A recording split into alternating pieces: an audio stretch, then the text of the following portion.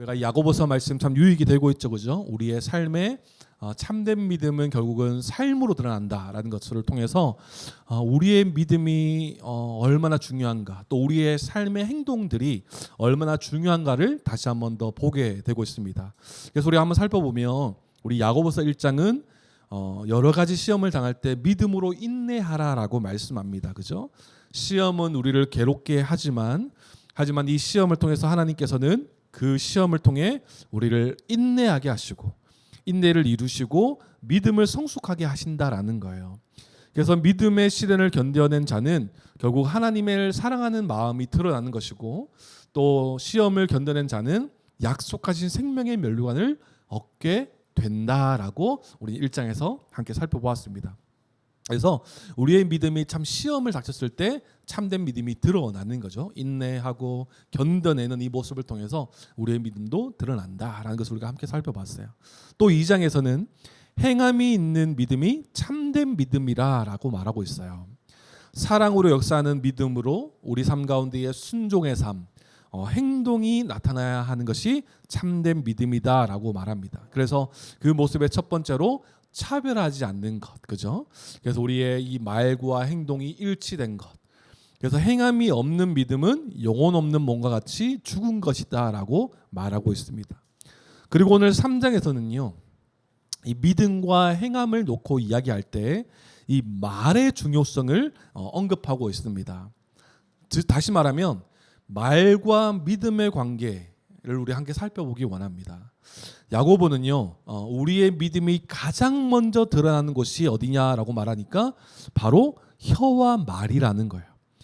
우리의 행동을 보기 전에 가장 먼저 우리의 믿음이 드러나는 것이 혀와 말이라고 말하고 있습니다. 오늘 이 말씀을 살펴보면서 이 말과 믿음의 관계에 대해서, 그렇다면 우리가 참된 믿음을 증명하고 그런 삶을 살아가는 성도로서 말을 어떻게 사용해야 되는지, 혀를 어떻게 통제하고 다스려야 되는지를 함께 살펴보면 좋을 것 같아요. 그래서 오늘 말씀을 보면 말씀 제목처럼 이렇게 말하고 있어요. 말에 실수가 없는 자는 온전한 사람이다 라고 말하고 있습니다. 1절 2절이죠. 내 형제들아, 너희는 선생된 우리가 더 큰 심판을 받을 줄 알고 선생이 많이 되지 말라. 우리가 다 실수가 많으니 만일 말에 실수가 없는 자라면 곧 온전한 사람이라. 능히 온몸도 굴레 시우리라 라고 말씀하고 있어요. 먼저 야고보는 이렇게 말하고 있는 것이죠. 선생된 우리가 더 큰 심판을 받을 줄 알고 선생이 많이 되지 말라라고 말합니다. 갑자기 선생에 대한 이야기를 하고 있어요. 왜 그럴까요? 선생은 어떤 사람입니까? 말로 가르치는 자들이에요. 먼저 행동으로도 가르치고 모범적으로도 가르치는 경우들이 있겠지만, 먼저 앞에 서서 이론적으로나 어떠한 것들을 가지고 말로 가르치는 모습을 우리는 더 많이 볼 수 있는 것이죠.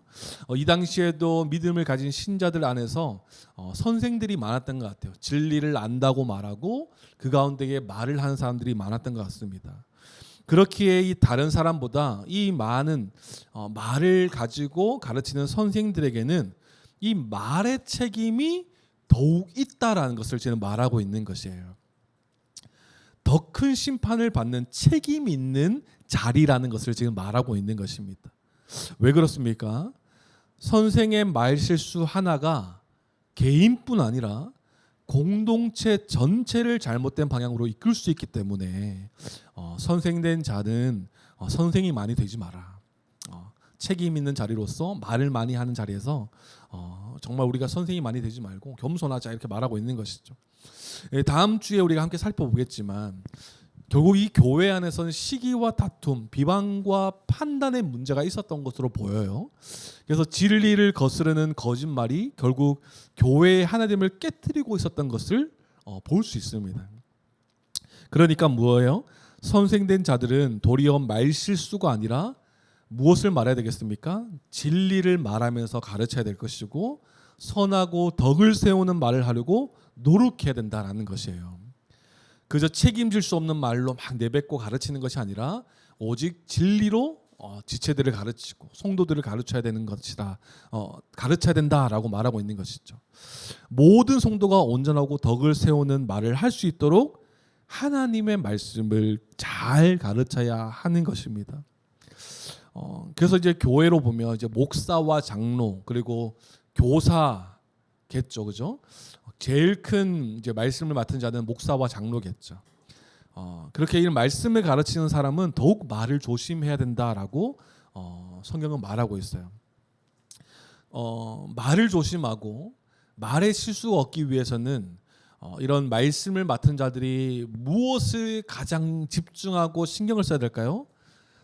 말실수하지 않기 위해서 신경 쓰는 것이 아니라 바른 진리의 말씀으로 잘 서 있는 것이 먼저 다 중요한 것이죠. 잘 서였어야 함을 우리가 생각할 수 있습니다. 이렇게 말을 하는 사람들은 분명한 영향력이 있다라는 것이죠.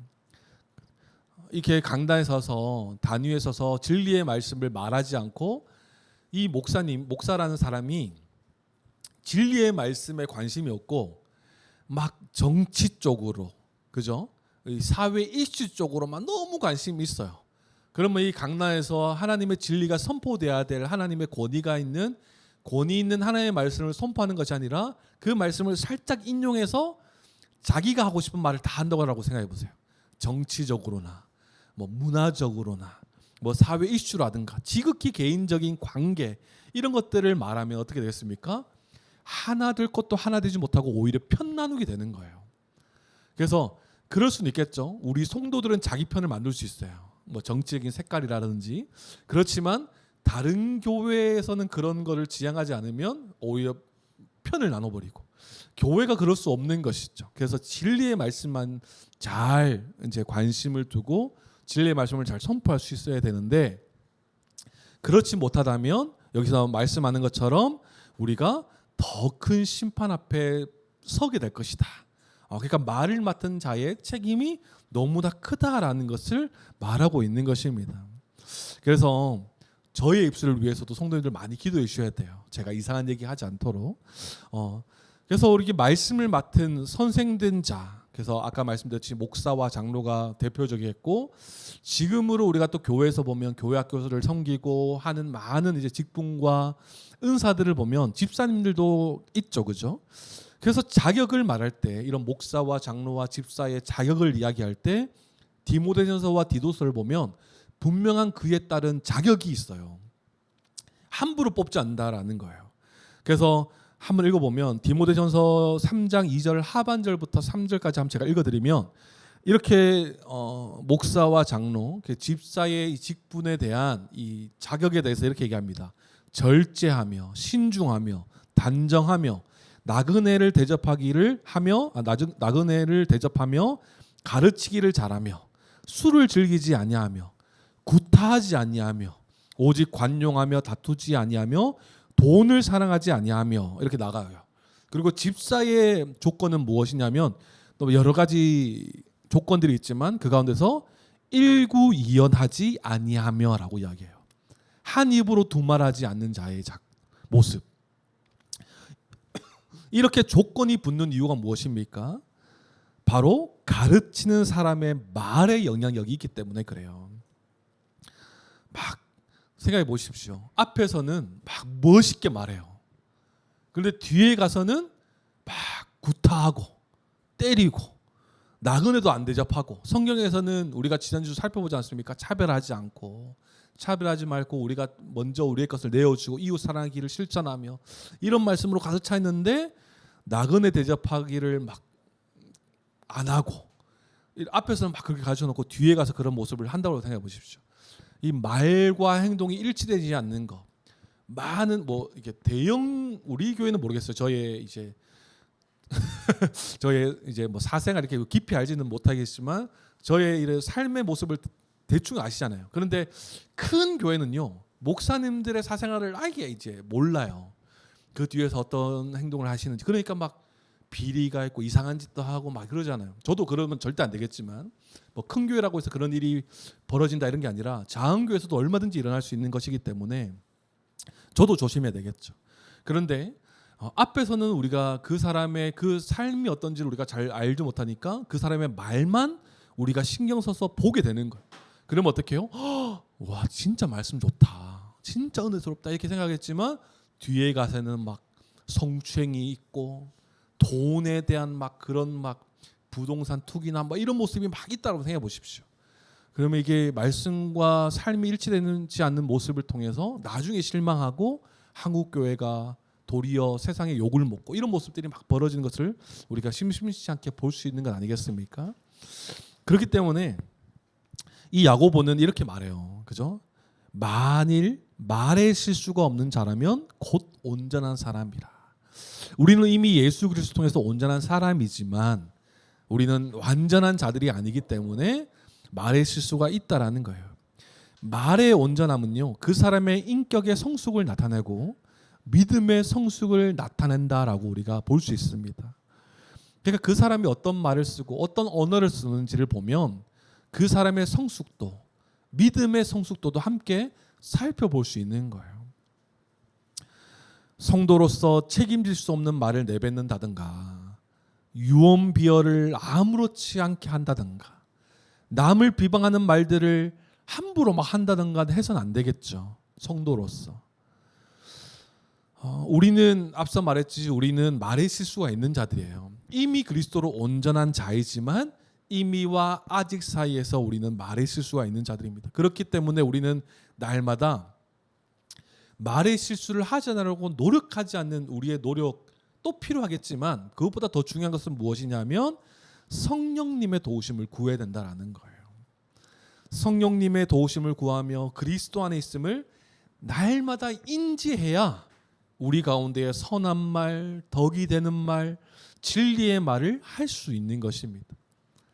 우리가 성도라는 이 정체성, 교회라는 정체성을 잊어버리면요, 막 말하는 거예요. 세상이 이렇게 하나님께서 운행하시는 창조 세계 안에서 이 세상에 분명히 악한 그런 영향력이 있지만 그것에 대해서 함부로 이야기하고 한 사람 한 사람에 대해서 함부로 막 이야기하는 모습을 우리가 볼 수 있는 거예요.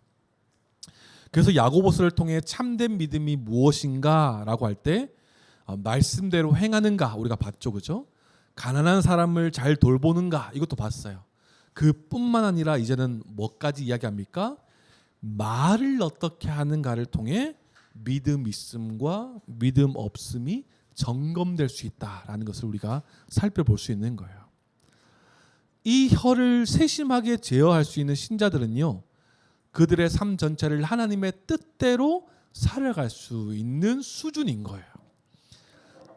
혀를 다스릴 수 있는 사람은 자신의 삶도 바르게 다스릴 수 있다라고 성경은 기록하고 있습니다. 그러면서 야고보는 이 혀에 대한 비유를 두 가지 들죠. 먼저 3절에서 5절 상반절을 보면 이렇게 말하고 있어요. 우리가 말들의 입에 재갈 물리는 것은 우리에게 순종하게 하려고 온몸을 제어하는 것이라. 또 배를 보라. 그렇게 크고 광풍에 밀려가는 것들을 지극히 작은 키로서 사공의 뜻대로 운행하나니 이와 같이 혀도 작은 지체로 돼 큰 것을 자랑하도다. 아멘. 처음에 3절의 말씀이 무슨 말인지 잘 몰랐는데 이 말은 홀스예요. 홀스. 그죠? 이 말이에요, 말. 그래서 말들을 길들이는 거죠. 그죠? 이 말들을 길들이기 위해서 순종하게 하기 위해서 뭐 한다고요? 온몸에 뭔가 장치를 하지 않는다라는 거예요. 내 마음대로 이 말을 제어하기 위해서 막 전기 충격을 준다든지 막 이런 장치를 씌워서 내 말에 이 주인의 말에 이제 순종하도록 하는 게 아니라 한 가지만 딱 하는 거예요. 재갈을 딱 물리는 거예요. 이 말에 재갈을 딱 물리면 어떻게 한다고요? 순종하고 길들여서 온몸을 제어하는 작은 재갈이지만 그 큰 우리 몸집보다 더 큰 말이잖아요, 그죠? 그 말을 제어할 수 있다라는 거예요. 저도 이제 그 기억이 납니다. 이제 제주도 갔을 때 이제 예전에 사역할 때 교사 이제 수련회로 제주도를 갔어요. 그래서 말을 한번 타봤거든요. 근데 이 말이 이제 좀 쉬가 마려웠나 봐요. 저를 태우고 있는 말이 등에 제가 참 가벼웠나 봐요. 제가 타고 있다라는 사실을 까마득히 잊고 얘가 어디로 가냐면 숲으로 막 들어가는 거예요. 나무가 우거진데. 그래서 제가 뒤에 타고 있는데 그때 이제 이거를 조절할 줄 모르니까 저는 걔 붙잡고만 있고 막 나무가 있는데 벌써 막 알죠, 그죠? 그냥 나무까지 막 이렇게 되면서 막 말이 가는 데로 끌려가서 결국은 이제 그 통제하시는 분이 이렇게 탁 당기니까 탁 방향을 바꿔서 탁 나오게 된. 저는 막 엉망이 돼 있었죠. 덩굴 막 사이에 막 이렇게 이런가. 그 말 우리가 참 통제할 때 막 때리고 이런 게 아니라 이 재갈을 물린 걸로 딱 조절하는 것. 그리고 또 말합니다. 배를 통제하고 컨트롤할 수 있는 이 키를 비유로 들고 있어요. 엄청나게 큰 배. 그리고 제가 요즘에 뭐 유튜브 보면 이렇게 막 유람선, 이렇게 이제 세계 여행하는 그 정말 큰 유람선, 파도에도 막 흔들리지 않는 편안함이 있는 큰 유람선도 결국은 이 작은 키로 통제되는 것을 우리가 볼 수 있는 거예요. 이 작은 이 배의 장비 중에 지극히 작은 하나의 장비지만 거대한 배의 방향을 결정하는 것이 바로 키라는 거예요. 우리의 실생활 가운데 더 와닿는 비유가 무엇입니까? 자동차의 운전대죠. 요즘 뭐 자율주행이라고 해서 핸들을 놓고도 막 자유 움직이지만 사고도 많고 아직까지.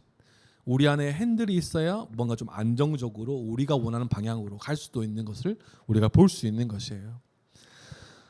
우리의 혀도 마찬가지라고 지금 성경은 설명하고 있는 것입니다. 지체의 아주 작은 부분이지만 가장 중요한 부분이다. 이 혀를 어떻게 사용하고 말하느냐에 따라서 우리의 온몸과 몸뿐만 아니라 우리의 인생의 방향이 달라진다라고 말하고 있는 거예요. 말은요, 단순히 소리가 아니라 우리의 생각을 표현하는 것이고 또 우리의 행동을 결정하는 것이며 삶의 방향을 이끌어가는 것이 바로 말이라고 할 수 있어요. 혀인 거죠, 혀. 그래서 우리가 어떤 말을 반복하냐에 따라서 우리의 행동도 달라지고 그에 따른 결과와 인생의 방향도 달라진다라는 사실을 우리는 알 수 있어요.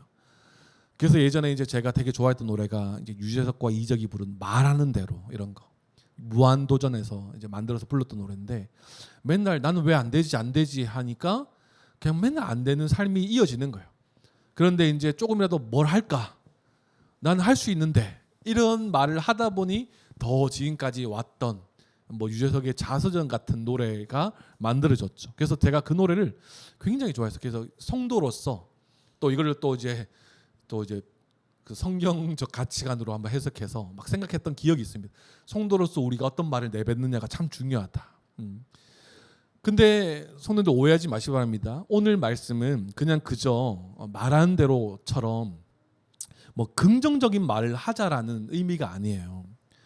성도로서 우리 또한 생각과 말의 지배를 받는다라는 것을 지금 말씀하고 있는 거예요. 영향을 받는다는 것이죠. 그렇기 때문에 성도가 그저 긍정적인 말, 좋은 게 좋은 것 그런 것이 아니라 성도로서 내뱉지 않아야 할 말 또는 마땅히 해야 할 말이 무엇인가에 대해서 오늘 본문이 이야기하고 있는 것이에요. 그저 그냥 긍정적인 말을 하자 이런 운동이 아닌 것입니다. 성도답게 믿음 있음의 모습이 드러날 수 있도록 혀를 잘 사용할 필요가 있다라는 것이 오늘 본문의 핵심인 것이에요. 또 5절 하반절과 6절은요. 우리의 몸에 이 혀는 너무나 작은데 그 혀를 통해 하는 말이 얼마나 파급력이 있는지 영향을 끼치는지를 말하고 있습니다. 우리 한번 5절 하반절 보라부터 해서 6절까지 한번 말씀 읽어주시겠습니까? 시작. 보라 얼마나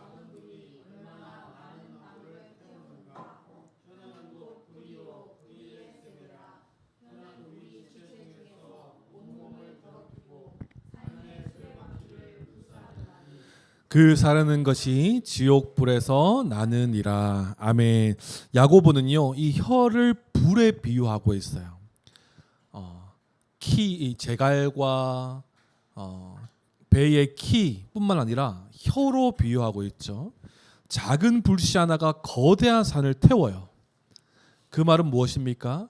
우리의 아무렇지 않게 나는 그런 의미가 아니었는데 라고 생각하면서 내뱉었던 말이 한 사람의 인생과 공동체 전체를 무너뜨릴 수 있다라는 위험성을 알리고 있는 거예요. 우리가 알지 않습니까? 산불이 어떻게 시작되는지 알잖아요. 작은 성냥불이나 담배 꽁초로부터 시작되는 거잖아요. 그로 인해 산불로 인해 얼마나 큰 피해가 가져오는지를 우리가 잘 알고 있습니다. 우리 불의 무서움 우리 실제로 집사님도 많이 경험하셨잖아요. 이 불의 무서움 와 엄청나잖아요. 그 화력이 조금 멀리 떨어졌는데 그 화력으로 해서 막 그릴 정도로 엄청 불이 무섭지 않습니까? 근데 그 화력에 비해서 요 작은 것 하나는 별거 아니라고 생각하는 거예요. 요 정도 뭐. 또 이제 뭐 담배를 전 정말 이해가 안 돼요. 좋은 공기 마시러 산에 가서 왜 담배를 피우는지 잘 모르겠어요. 전 정말 전 담배를 안 피는 사람은 정말 이해가 안 돼요. 그리고 저희 시장통에 이렇게 딱 가는데 어떤 할아버지가 이렇게 담배를 피우면서 걸어가셨어요. 뒤에 그 아저씨가 그 아저씨도 아마 담배를 피시는 분일 갔는데 연기를 그대로 맞으시는 거 제가 봤어요. 그래서 아저씨가 앞으로 지나가면서 저 사람 지나가는데 이렇게 담배 피면서 가면 어떡합니까? 한마디 타고 그 따로 할아버지가 담배 안 피우고 계속 이렇게 들고 이렇게 계속 쭉 가시더라고요. 그 모습을 봤어요. 저도 이제 담배 연기 이렇게 한 번씩 봐서 정말 너무 막 역해요. 막 역하고 너무 싫어요. 그러니까 이 작은 것 하나는 아무렇지 않다라고 생각하는 거예요. 그러니까 버려서 큰 불로 이어지는 걸 볼 수 있어요. 마찬가지로 우리의 삶도 마찬가지라는 거예요. 우리의 신자로서 신자된 우리들이지만 아무것도 아닌 거라고 우리의 생각으로 아무것도 아닐 거라고 생각하고 내뱉은 말이 오늘 성경을 보면 다른 사람의 인생도 망치는 것뿐만 아니라 우리의 인생도 망칠 뿐만 아니라 신자들은 또 어디에 포함되어 있습니까? 교회적 존재 아닙니까? 공동체에 큰 영향을 끼친다라는 거예요. 한 사람의 말 한마디가 아무렇지도 않은 것처럼 보이지만 그것이 엄청난 파급력과 파괴력과 영향력이 있다라는 것이에요. 이것만큼이나 말의 피해가 불보다 더 클 수 있다라고 본문은 말하고 있는 것입니다. 그래서 6절을 쉽게 한번 보면 이렇게 말하고 있어요. 혀는 불과 같고 악으로 가득 찬 세계와 같고 혀는 몸의 한 부분이지만 온몸을 더럽히고 삶을 불태워 우리를 파멸의 길 지옥을 면치 못하게 합니다라고 말하고 있는 거예요. 쉽게 해석하면. 그래서 이 혀가 우리의 말 한마디가 우리의 전 인격을 더럽힐 뿐만 아니라 이 우리의 인생의 삶의 수레바퀴 전체를 불태워 버릴 수 있는 불의의 세계로 묘사하고 있는 것이에요. 우리는 어떤 존재입니까? 우리는 인간의 타락으로 인해 우리는 하나님 나라를 잃어버렸던 자예요. 그런데 예수 그리스도를 통해서 다시 하나님 나라가 회복되어 하나님 나라를 누리는 자들이 바로 우리 아닙니까? 할렐루야. 그런데 하나님 나라, 이미 임한 하나님 나라에서 우리가 말의 실수, 혀를 잘 다스리지 않으면 하나님께서 이미 허락하신 복과 안식을 다 걷어차는 행위가 된다라고 설명하는 거예요. 다시 우리 스스로 하나님의 모든 복과 안식을 스스로 거부해서 불의의 세계로 돌아가는 안타까운 상황을 맞이할 수도 있다라고 지금 본문은 경고하고 있어요. 그런데 문제는요. 7절 8절이 충격적인 말을 합니다. 뭐라고 말합니까? 이 혀를 능히 길들일 사람이 없다라는 거예요. 한번 7절 8절 우리 한번 읽어볼까요? 시작. 여러 종류의 짐승과 새와 벌레와 바다의 생물은 다 사람이 길들일 수 있고 길들여 왔거니와 혀는 능히 길들일 사람이 없나니 쉬지 아니하는 악이요 죽이는 독이 가득한 것이라. 아멘. 사람은요 짐승도 길들이고 새도 길들이고 바다의 생물도 길들여 왔어요. 아쿠아리움이나 동물원 가면 우리가 쉽게 볼 수 있지 않습니까? 조련사의 손짓 하나로 그 동물이 그 큰 동물이 척척해 나가는 것, 막 물개 박수치고, 막 링을 통과하고, 코끼리가 작은 통 위에 막 서서 막 묘기 부리는 것, 이거 다 볼 수 있지 않습니까? 그러나 혀는 능히 길들일 사람이 없다라고 본문은 설명해요. 왜 그런지 아십니까, 성도님들? 혀는 왜 길들일 수 없냐면 이 말과 혀는요 단순히 우리의 습관적인 문제가 아니라 마음의 문제, 믿음의 문제이기 때문에 혀를 통제할 수 없다라고 설명해요. 그래서 로마서 3장을 한번 살펴보면요, 3장 10절에서 15절 말씀을 살펴보면 이 불신자의 행동이 어떤 자인지 어떤 모습인지를 말씀합니다. 한번 로마서 3장 10절에서 15절 말씀 제가 읽어드릴 테니까요, 한번 잘 들어보세요. 기록된 바 의인은 없나니 하나도 없으며 깨닫는 자도 없고 하나님을 찾는 자도 없고 다 치우쳐 함께 무익하게 되고 선을 행하는 자는 없나니 하나도 없도다. 그들의 목구멍은 열린 무덤이요 그 혀로는 속임을 일삼으며 그 입술에는 독사의 독이 있고 그 입에는 저주와 악독이 가득하고 그 발은 피 흘리는데 빠른지라. 아멘. 로마서 3장 10절에서 15절 말씀은 뭘 말하고 있냐 하면 이 불신자들의 모습을 이야기하고 있어요. 불신자들은 어떤 자입니까? 하나님을 찾는 자도 없고 하나님의 진리의 말씀을 깨닫는 자도 없다라고 말하고 있어요. 그러니까 뭐예요? 말이나 행동에서 악 자체가 일상인 자들이 불신자라는 거예요. 그런데 이 신자들에게 이 불신자의 말과 행동이 있다면 그게 마땅하겠느냐 이렇게 말하고 있는 것이에요. 우리의 말에 이 혀를 통제하지 못하고 혀를 길들이지 못하고 우리가 정말 불신자와 같이 말하고 행동하는 것이 성도님을 마땅합니까? 마땅하지 않다라고 성경은 설명하고 있는 것이에요. 이웃을 향해 저주와 악독 또 혀로 속이면서 악을 행하는 그 모습이 있는 자, 그런 자를 어찌 성도라 말할 수 있겠습니까? 없다라는 거예요. 예전에 제가 한 번씩 비유를 하지만 그 청소년 사역할 때 되게 두 친구가 다퉈서 이 상처받은 친구가 저한테 이제 상담을 갑자기 저녁에 막 전화 와서 목사님 저 어떤 친구가 이렇게 말해서 저 상처받았어요. 막 이렇게 그때 조도사였겠죠. 조사님. 근데 그 상처를 준 친구는 교회에서 인정받는 친구였어요. 되게 믿음이 있다라고 이야기하고 되게 이제 여러 부분도 섬기고 고등부지만 되게 여러 막 오하나도 섬기고 막 이랬던 친구예요. 근데 그 친구가 이 B라는 친구에게 함부로 얘기하고 막 이야기하고 이러니까 얘가 상처받아서 저한테 전화 온 거예요. 근데 이 친구가 뭐라고 말하냐면 뭐 이렇게 뭐랄까요? 자기는 되게 자신 있었어. 난 하나님의 사랑받는 자녀다. 나는 믿음이 있다라고 말하는 친구. 그런데 오늘 본문을 보면 이 지체에게 함부로 이야기하고 상처를 주는 말들을 하고 막 어떻게 할까요? 자기 마음대로 이 B라는 친구를 마음대로 막 하는 함부로 대하는 그런 모습이 말하고 행동하는 모습이 진짜 믿음 있다라고 말할 수 있습니까? 없다라는 거예요. 지금은 둘 다 청년이 되어서 이 B라는 청년은 잘 세워져 가고 있고 A라는 청년은 지금 교회를 떠나서 뭐 알바하고 막 살아간다는 소식을 제가 들었어요. 그러니까 우리의 믿음이 어떤 말을 하느냐, 어떤 행동을 하느냐가 다 드러나는 거예요. 우리의 이 말은요, 사실은 노력한다라고 되는 것이 아니에요. 앞서 말씀드렸지만 마음의 문제, 믿음의 문제입니다. 무슨 말이냐? 우리의 이 말은 이 혀의 통제는요, 이 죄와 관련된 것이기 때문에 영적인 문제라는 것이에요. 우리가 혀를 잘 다스려서 긍정적인 말을 할 수 있는 수준이 아니라는 거예요.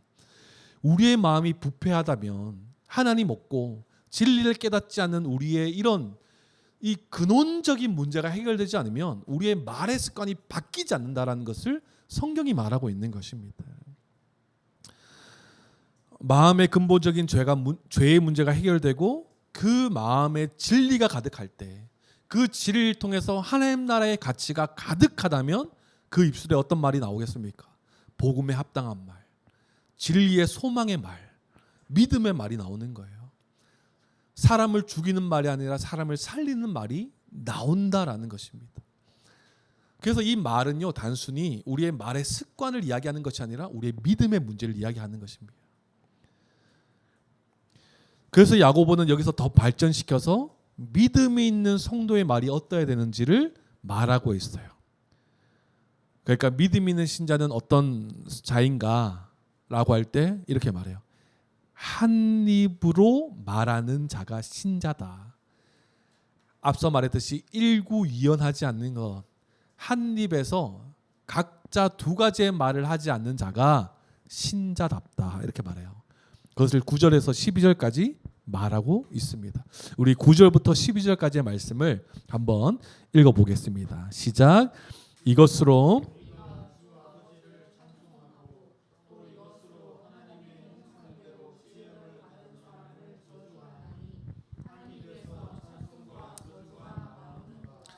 네 형제들아 이것이 마땅하지 아니하니라.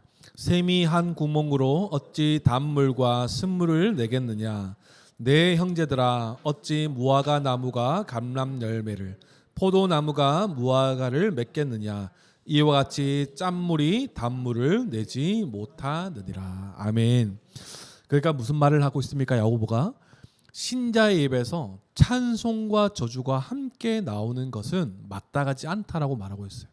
그럴 수 없다라고 이야기하고 있는 것입니다. 예배 시간에 하나님을 향한 사랑의 고백과 찬양의 입술이 막 가득해요. 그런데 예배가 끝나는 동시에 지체를 향한 저주와 모욕하는 입술로 바뀐다면 한번 상상해 보십시오. 그 자를 어떻게 믿음 있는 자라고 말할 수 있겠습니까?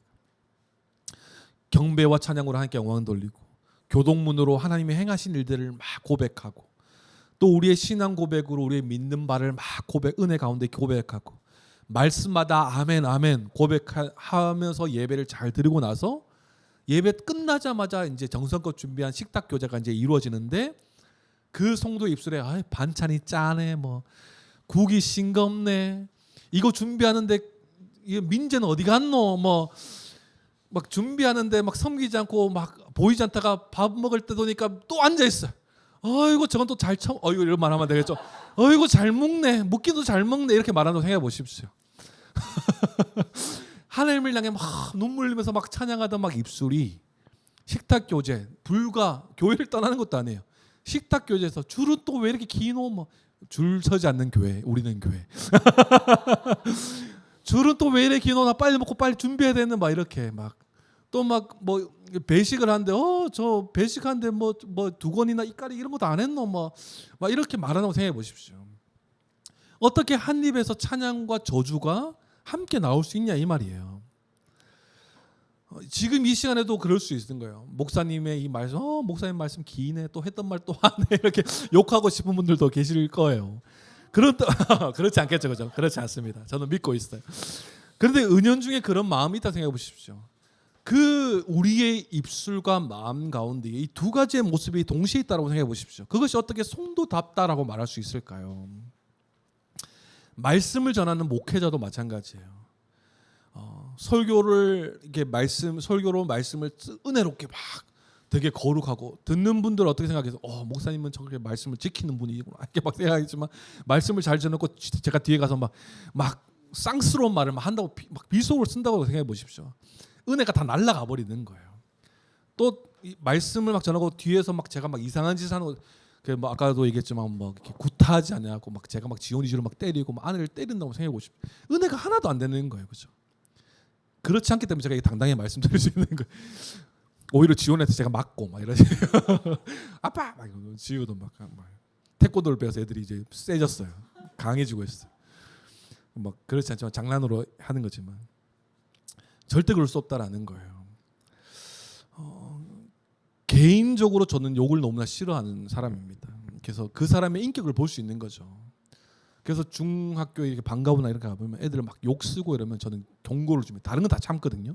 근데 제가 이제 선생님이고 어른으로 있는데 아무렇지 않게 욕을 쓴다? 이거는 어디서도 쓸 수 있다는 거예요. 그래서 그거는 한번 경고를 주고 따끔하게 얘기해요. 너 일로 와. 그래서 그럼 얘들이 또 자기네 잘못한 걸 알아요.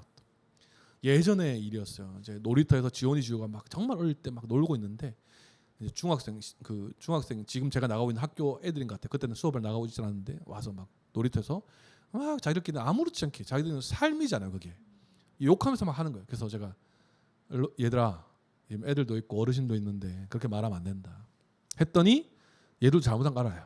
그러니까 자기 알죠, 죄인들의 특징 알잖아요. 이 책임을 회피하는 거. 야 그렇게 얘기하지 말라 했잖아. 쥐가 얘기해놓고 책임을 회피하고. 다행히 제가 덩치가 그때 좀 커서 애들보다.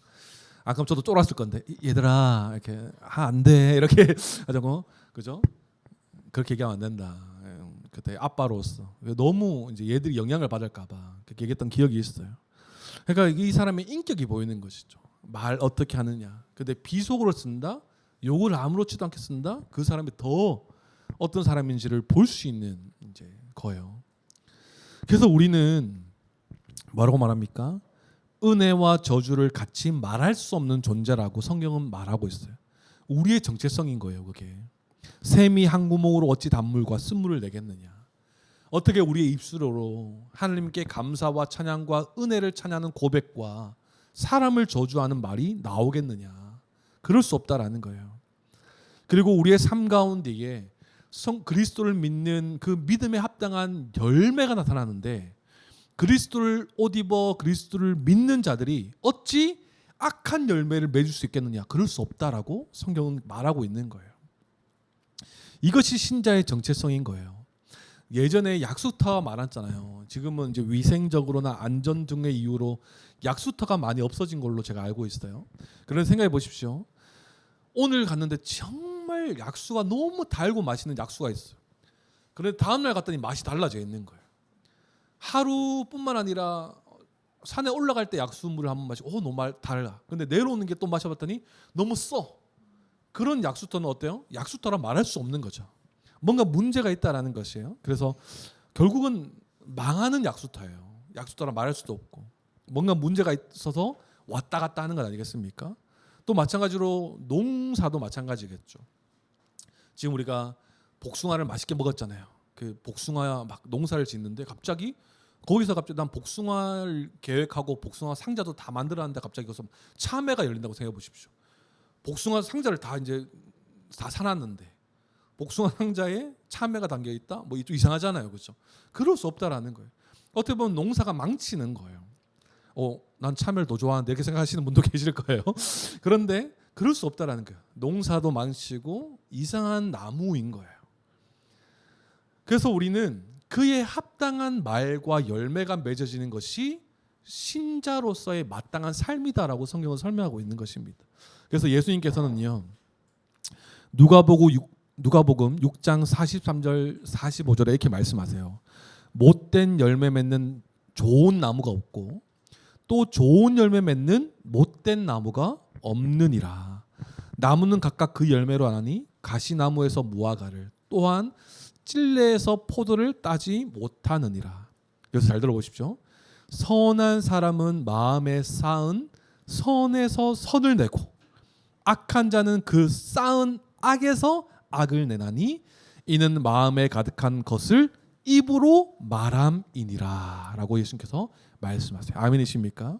그러니까 앞서 말했듯이 우리가 어떤 말을 쓰느냐, 어떤 말을 내뱉느냐는 우리의 입술의 습관이 아니라, 혀의 습관이 아니라 마음의 문제라는 거예요. 악한 자는 그 쌓은 악에서 악을 내고 마음에 가득한 것으로 입으로 말한다라고 예수님께서 말씀하세요. 그러니까 우리가 성도라면 당연히 우리의 입술에 어떤 말이 나와야 되겠습니까? 진리의 말이 나와야 되는 거예요.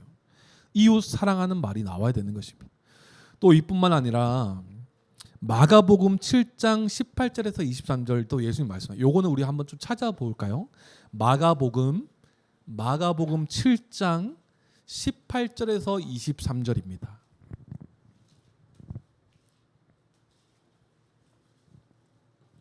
마가복음 7장 18절에서 23절 말씀. 제가 한 절 여러분들 한 절 마지막으로 함께 읽겠습니다. 예수께서 이르시되 너희도 이렇게 깨달음이 없느냐? 무엇이든지 밖에서 들어가는 것이 능히 사람을 더럽게 하지 못함을 알지 못하느냐?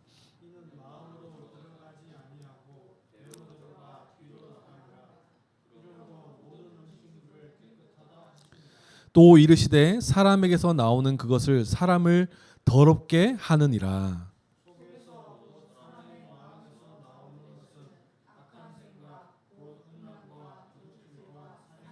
가늠과 탐욕과 악독과 속임과 음탕과 질투와 비방과 교만과 우매함이니 이 모든 악한 것이 다 속에서 나와서 사람을 더럽게 하느니라. 아멘. 그러니까 음식이 더럽다 말하지 않잖아요. 결국 음식물을 통해서 나오는 배설물이 더러운 거지. 우리 마음에서 나오는 모든 것이 이것을 통해서 사람을 더럽게 한다라는 것입니다. 그래서 결국 혀의 문제, 잘못된 말의 문제는 마음의 문제라고, 이 믿음의 문제라고 성경은 설명하고 있어요. 그래서 신자된 우리의 정체성을 바로 안다면 어떤 말을 해야 되겠습니까? 저주가 아니라 하나님을 찬양하고 사람을 살리는 말을 할 수 있어야 될 것입니다. 하나님을 알기를 원하고 하나님을 인정하고 하나님을 신뢰하며 하나님을 높이는 말과 행동이 이 삶으로 나타나는 것이에요. 그래서 말을요, 우리가 어떤 말을 하느냐를 보면 우리의 믿음을 점검해 볼 수 있는 것입니다.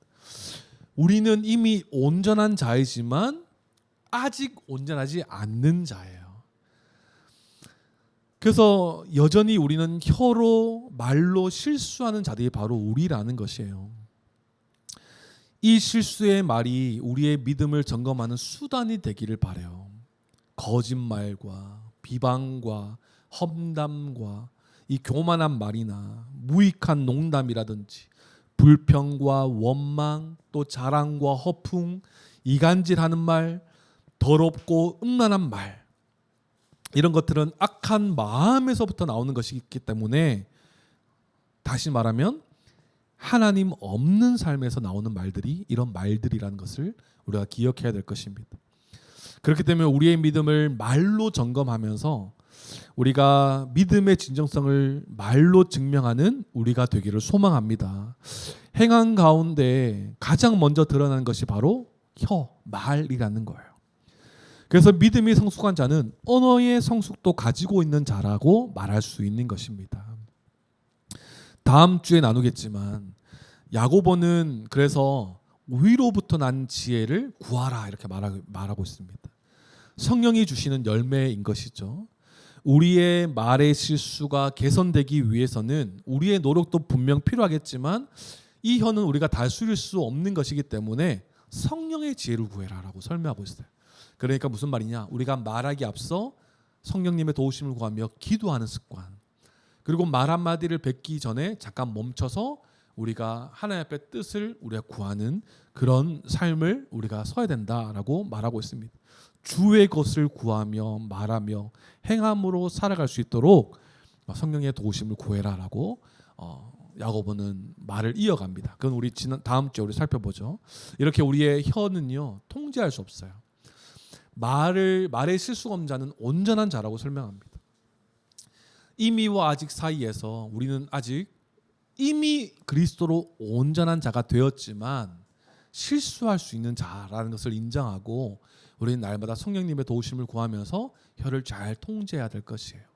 그리고 우리의 말의 습관과 말하는 것들을 보면서 우리의 믿음을 점검할 수 있는 좋은 도구로 우리가 바라볼 수 있었으면 좋겠습니다. 그래서 우리의 말 한마디가 나도 죽일 수 있고 지체도 죽일 수 있고 더 나아가 공동체를 무너뜨릴 수 있다는 이 책임 있는 말이다라는 것을 기억해서 우리 혀를 잘 다스릴 수 있는 저와 여러분 되기를 소망합니다. 그래서 이 말씀을 가지고 짧게 우리의 묵상으로 좀 마무리하면 좋을 것 같아요. 묵상과 적용이 되겠죠, 그죠? 그래서 우리 한번 이 세 가지로 짧게 한번 정리해 보면 좋을 것 같아요. 그래서 첫 번째는 믿음은 말에서 드러난다라는 것을 우리가 묵상해 봤으면 좋겠어요. 우리는 주님의 몸으로 존재하는 교회적 존재입니다. 믿으십니까? 그래서 우리 각자 역할과 기능을 가져서 우리가 온전하게 세워져 가는 유기체적 존재가 바로 우리라는 거예요. 그 우리의 몸을 생각해 봅시다. 우리의 몸의 한 기능 한 기능, 한 지체 한 지체가 정말 다 중요한 기능을 하기 때문에 이 몸이 이렇게 딱 서 있는 거 아니겠습니까? 그런데 이 혀라는 것도 아주 작은 지체예요. 그런데 오늘 본문을 봐서 알겠지만 아주 작은 지체지만 이 몸을 지옥불로 이끌기도 하는 것이 혀라고 말하고 있어요. 그 말이 뭐냐? 우리도 신자 한 사람 한 사람에 있는 한 몸인 거예요. 그렇기 때문에 한 사람의 말 한마디, 이 공동체적 존재로서 한 몸 된 우리 안에 한 지체 한 지체로 우리가 존재하지만 또 그 지체의 가장 작은 지체인 이 혀를 통해서 이 공동체가 무너질 수 있다. 이 몸이 정말 악하게 흘러갈 수 있다라는 이 책임감을 가지고 우리가 말을 잘 사용할 수 있기를 소망합니다. 한 몸 된 지체들 안에서 우리는 그렇기 때문에 저주의 말이 아니라 덕을 세우는 은혜로운 말을 해야 할 것이에요. 그래서 에베소서 4장 29절 우리가 잘 기억하지 않습니까? 무릇 더러운 말은 너희 입 밖에도 내지 말고 오직 덕을 세우는데 소용되는 대로 선한 말을 하여 듣는 자들에게 은혜를 끼치게 하라. 아멘이십니까? 그래서 우리 신자의 말은요, 덕을 세우고 선한 말을 하며 은혜를 끼치는 말을 하는 자들이 바로 우리라는 거예요. 이게 신자의 말인 거예요. 우리 에베소서 말씀, 우리 에베소서 집에서 하지 않았습니까? 교회에 대한 정수가 담긴 교회적 존재라면 이런 말을 하는 것이 마땅하다라는 것이에요. 말을 통해 참된 믿음이 드러나는 것입니다. 그렇다고 말을 함부로 하는 지체들을 바라보면서 저 지체는 믿음 없어, 저 지체는 정말 예수님 믿는 걸까? 이렇게 또 한 번 믿음 없는 함부로 말하는 자가 되지 않고 오히려 그 지체를 도와주면서 덕을 세우고 선한 말로 그 지체를 도와줄 수 있는 말로 우리가 잘 혀를 사용해야 될 것입니다. 남을 깎아내리는 말보다 더 세워주는 말을 하는 사람을 보면 그 사람의 성숙미를 볼 수 있는 것이에요. 그 사람의 믿음의 성숙도를 볼 수 있는 것입니다. 그래서 말할 때마다 순간적인 감정으로 내뱉지 말고요. 한번 멈췄다가 생각하고 말하는 습관이 우리 가운데 좀 필요한 것 같아요. 욱해서 말하는 것이 아니라 이 말이 정말 덕이 되는가, 또 이 말이 그냥 단순히 나의 감정적으로 이 말을 내뱉음으로써 나도 무너지는 거거든요. 그래서 우리 한번 멈춰서 나에게나 그 사람에게나 덕이 되나, 선한 영향력을 끼칠 수 있는가를 생각하고 말할 수 있는 지혜를 우리가 구할 필요가 있는 것입니다. 우리가 그저 좋은 사람이 되려고 긍정적인 말, 좋은 말을 하자 이런 것이 아니라 신자로서 은혜를 입은 성도답게 성도다운 말을 할 수 있는 우리가 되어야 될 것이에요. 그래서 우리의 믿음이 무엇으로 드러난다고요? 말로 드러난다는 사실을 기억하여서 우리의 말의 습관도 우리 한번 잘 들여다볼 수 있는 우리 모두가 되기를 소망합니다. 그리고 두 번째는 말은 어디서 나온다고요? 마음에서 나오는 거예요. 마음은 꼭 생각이겠죠, 그죠? 그래서 우리의 마음에 무엇이 가득 차 있어야 될까요? 주를 향한 갈망이 가득 차 있어야 되는 것입니다. 세속적인 욕심과 땅의 것의 가치를 붙잡고 이 불신자들과 함께 교제하며 살아가다 보면 그들과 똑같은 언어를 사용하는 것을 우리가 볼 수 있어요. 예전에 제가 어렸을 때 그 지온이 만날 때였을 거예요. 전국 아동부 연합 수련을 갔어요. 거기서 한 3박 4일 동안 이제 서울 사람 뭐 여러 지역에서 모인 사람들이랑 막 살아보다 보니까 저도 모르겠어요. 서울말이 되게 멋있었나 봐요. 3박 4일 동안 서울말이 익어버린 거예요. 따라하다가. 그래서 대구 내려와서 누나들과 함께 이제 생각을 하는데 누나 왔어? 이랬더니 누나들이 막 기겁을 하는 거예요. 으아 너 뭐냐 하면서 안 고치나 빨리 말 똑바로 안 하나 갑자기 봐. 근데 누나 내 마음대로 되지 않아. 막 기겁하는 모습이 아직까지 생각납니다. 이 누구와 함께 있냐가 진짜 중요한 거예요. 불신자들과 그들의 세속적인 가치와 그들이 쓰는 언어와 비방하고 그런 비속어적인 말들을 함께 하다 보면 그 말을 똑같이 하는 거예요. 나도 모르게. 우리가 어떤 삶을 살아가는가가 너무나 중요한 것입니다. 구별된 백성인데 세속적인 가치를 놓지 못하고 계속해서 그런 삶을 계속 붙잡으려는 모습이 있으면 우리 가운데에 거짓말, 험담하는 말, 비방하는 말, 농담, 앞서 말하자면 불평, 원망, 아첨, 성급한 말, 저주, 악담, 뭐 자랑과 허풍, 이간질하고 더럽고 음란한 말들을 하게 되는 거예요. 이런 말을 한다는 자체가 무엇이에요? 하나님 없는 부패한 자가 되었음을 보여주는 거예요. 그런 말을 한다면 우리는 두려워해야 되는 것입니다. 우리의 혀와 함께 지옥불에 우리 불사르게 될 것이기 때문에 이것이 우리를 파멸의 길로 몰고 갈 것이기 때문에 우리 이런 말을 한다면 즉각적으로 멈추고 다시 주께로 진리의 말을 할 수 있도록 우리가 나아가야 되는 거예요. 그래서 특별히 신자된 우리들은 이런 말들을 경계하고 피해야 될 것이에요. 그래서 우리 앞서 보지 않습니까? 마가복음 7장 20절에서 사람에게서 나오는 그것이 사람을 더럽게 하느니라.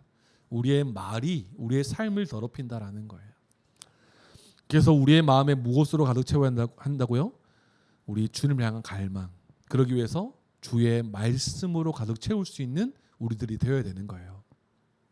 주님을 향한 진리에 대한 감사, 은혜에 대한 감사, 영원한 나라에 대한 소망, 이것으로 우리가 가득 차 있다면 말씀과 기도로 마음이 가득 차서 터져 나오는 감사와 찬양과 기쁨으로 살아갈 수 있는 우리가 되어야 되는 거예요.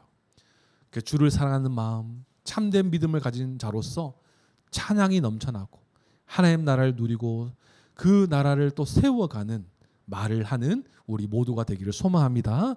그리고 마지막으로는요, 이 혀는 우리가 통제할 수 없어요. 그렇기 때문에 마음의 문제이기 때문에 어떻게 될까요?